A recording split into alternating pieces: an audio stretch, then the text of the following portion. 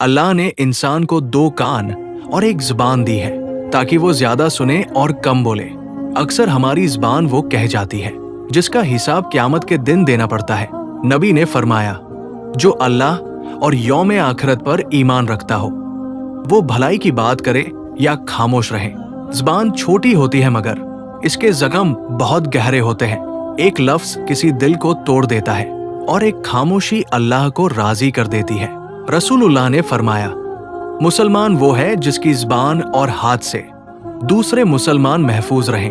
जब गुस्सा आए तो जुबान बंद रखो, क्योंकि गुस्से में कहे गए अल्फाज जिंदगी भर का पछतावा बन जाते हैं। नबी ने फरमाया, ताकतवर वो नहीं जो कुश्ती में गिरा दे, बल्कि ताकतवर वो है जो गुस्से के वक्त अपने नफ्स को काबू में रखे।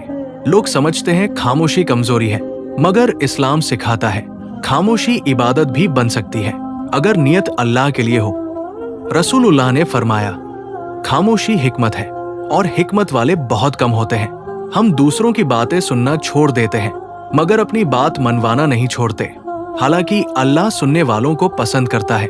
नबी ने फरमाया, अल्लाह उस बंदे पर रहम करता है जो बात करे तो नरमी से करे। जुबान से निकला हुआ लफ्ज वापस नहीं आता, मगर उसका हिसाब जरूर वापस आता है। रसूलुल्लाह ने फरमाया, बंदा एक ऐसी बात कह देता है जिसकी वजह से जहन्नम में गिर जाता है और उसे इसका एहसास भी नहीं होता।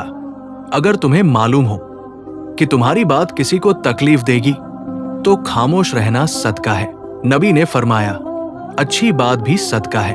2 कान इसलिए है कि हम दूसरों का दर्द सुन सके और एक जुबान इसलिए कि सिर्फ जरूरत की बात करें।